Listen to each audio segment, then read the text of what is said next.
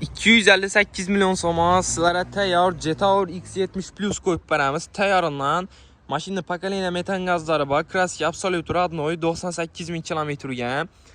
Balon qoyulğan 4 dənə taza. Qarasvet. Kraski 100% taza.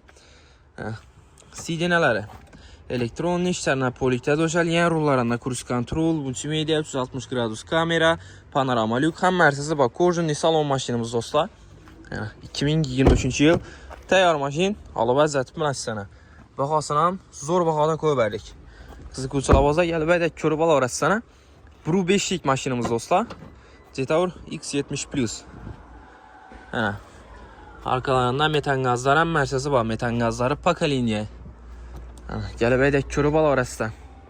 258 milyon soma qoy verdik maşinimizi baxasını. Nəqd pul olsana üstündə yenə gəşdirib bərəmiz üstündə yapsa dolaşıb bala öyrətsə. Gəzizdə kreditlərindən hesablab çıxarıb bərəmiz dostlar.